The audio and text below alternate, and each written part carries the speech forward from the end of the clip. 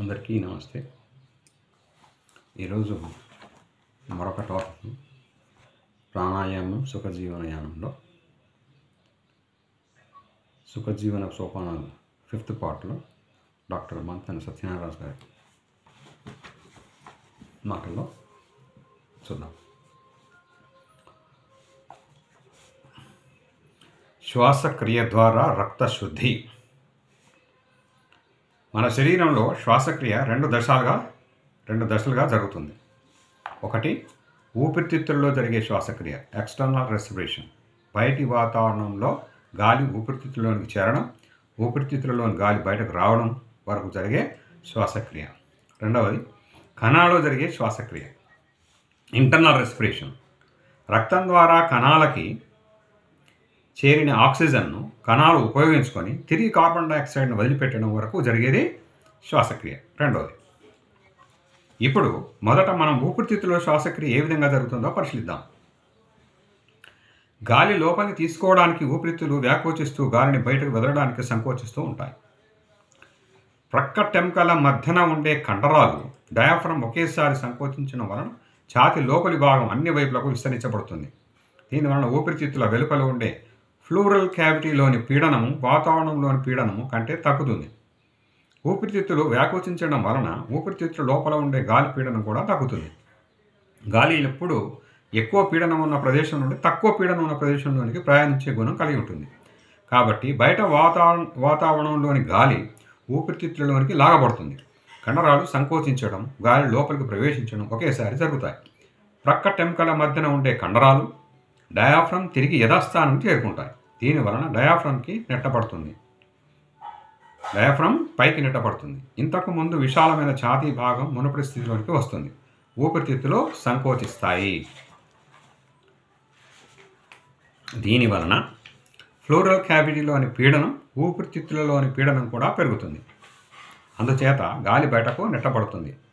గాలిని వదిలిన కొన్ని సెకండ్లలో మరల పీల్చుకోవడం జరుగుతుంది. ఈ విధంగా శ్వాసక్రియ కొనసాగుతుంది. ఇది ఇది ఊపిరితిత్తులో జరిగేది. ఊపిరితిత్తులో రక్తం శుద్ధి అయ్యే విధానం కూడా చూద్దాం. మనం పీల్చుకున్న గాలి ఊపిరితిత్తులలోని అల్వియోలై అంటే చిన్న చిన్న గాలి తిత్తుల్లోనికి చేరుతుంది.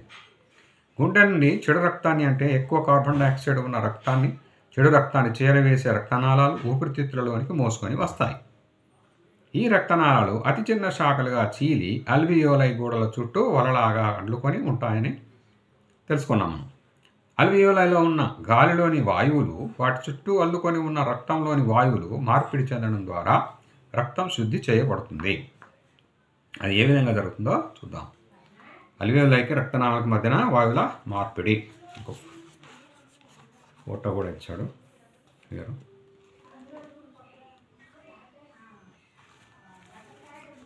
మనం పీల్చుకునే గాలిలో ఆక్సిజన్ 21%, కార్బన్ డైఆక్సైడ్ 0.04%, నైట్రోజన్ 79%, కొంత నీటి ఆవిరి ఉంటాయి. ఈ వాయువులన్నీ అల్వియోలై గోడలపైన కొంత ఒత్తిడి కలిగిస్తూ ఉంటాయి. ఒక్కొక్క వాయువు వాటి యొక్క పరిమాణాన్ని బట్టి విడిగా అల్వియోలైలో కలిగించే ఒత్తిడిని పాక్షిక పీడనము అంటారు. అల్వియోలైలో ఉన్న ఆక్సిజన్ యొక్క పాక్షిక పీడనము చెడు రక్తంలోని ఆక్సిజన్ యొక్క పాక్షిక పీడనం కంటే ఎక్కువగా ఉంటుంది. అందుచేత అల్వియోలైలో ఉన్న ఆక్సిజన్ రక్తనాళాల్లోనికి ప్రవేశిస్తుంది.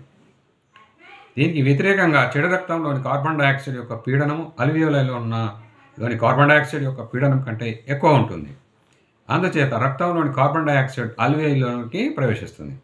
నైట్రోజన్ అనే వాయువు ఏ వాయువుతోటి మార్పిడి చెందదు. కాబట్టి రక్తంలోనూ ఊపిరితిత్తులలోని గాలిలోనూ ఒకే పరిమాణంలో ఉంటుంది. రక్తం ఈ రక్తనాళాల్లో చాలా నెమ్మదిగా ప్రవహించడం వలన వాయువుల మార్పిడి జరగడానికి, రక్తంలోని ఆక్సిజన్ ఎర్ర రక్త కణాలను చేరడానికి అవకాశం ఏర్పడుతుంది. ఈ విధంగా రక్తం కార్బన్ డైఆక్సైడ్ను వదిలిపెట్టి ఆక్సిజన్ స్వీకరించడం ద్వారా శుద్ధి చేయబడుతుంది. ఇలా శుద్ధి చేయబడిన రక్తం ఊపిరితిత్తుల నుంచి మంచి రక్తాన్ని చేరవేసే రక్తనాళాల ద్వారా గుండె యొక్క ఎడమ భాగాన్ని చేరవేయబడుతుంది. గుండె నుండి రక్తం శరీరంలోని అన్ని భాగాలకు అందజేయబడడం ద్వారా రక్తం కణాలకి చేరుతుంది. ఇప్పుడు మనం ఒక పార్ట్ నేర్చుకున్నాం. ఏది చూస్తాం? ఊపిరితిత్తులో జరిగే శ్వాసక్రియ. ఇప్పుడు నెక్స్ట్ కణాలలో జరిగే శ్వాసక్రియ. దీని గురించి ఏం చెప్పాడో చూద్దాం. ఇప్పటి వరకు మనం రక్తం ఆక్సిజన్ ఏ విధంగా గ్రహించుకుంటుందో తెలుసుకున్నాం. ఇప్పుడు రక్తం నుండి ఆక్సిజన్ కణాలకు ఏ విధంగా చేరుతుందో, కణాల నుండి కార్బన్ డైఆక్సైడ్ ఏ విధంగా విడుదలవుతుందో పరిశీలిద్దాం. రక్తంలోనికి చేరిన ఆక్సిజన్ ఎర్ర రక్త కణాలలోని హిమోగ్లోబిన్తో కలిసి ఆక్సీ హిమోగ్లోబిన్ రూపంలో కణాలకు చేరుతుంది. కణాలకు రక్తాన్ని చేరవేసే రక్తనాళాలు చాలా సూక్ష్మంగా ఉండి పలుచని గోడలను కలిగి ఉంటాయి. రక్తనాళానికి కణాల వెలుపల ఉండే ద్రవానికి మధ్యన వాయువుల మార్పిడి జరుగుతుంది. రక్తంలో ఆక్సిజన్ సాంద్రత కణాలలో ఆక్సిజన్ సాంద్రత కంటే ఎక్కువ ఉండడం వలన రక్తంలోని ఆక్సిజన్ కణాల బయట ఉండే ద్రవం ద్వారా కణాన్ని చేరుతుంది. కణాలలో ఉన్న కార్బన్ డైఆక్సైడ్ యొక్క సాంద్రత రక్తంలోని కార్బన్ డైఆక్సైడ్ యొక్క సాంద్రత కంటే ఎక్కువ ఉండడం వలన కణాలలో కార్బన్ డైఆక్సైడ్ కణాల బయట ఉండే ద్రవం ద్వారా రక్తాన్ని చేరుతుంది. రక్తంలోకి చేరిన కార్బన్ డైఆక్సైడ్ మరలా ఊపిరితిత్తుల్లోకి చేరి బయట వదలబడుతుంది. ఈ విధంగా మన శరీరం శ్వాసక్రియ ద్వారా కణాలకు ఆక్సిజన్ను అందిస్తూ కణాలతో విడుదలైన కార్బన్ డైఆక్సైడ్ను బయటకు పంపిస్తూ ఉంటుంది. కణాల్లో జరిగే శ్వాసక్రియలో వాయువుల మార్పిడి ఇక్కడ కూడా ఒకటి ఇచ్చాడు.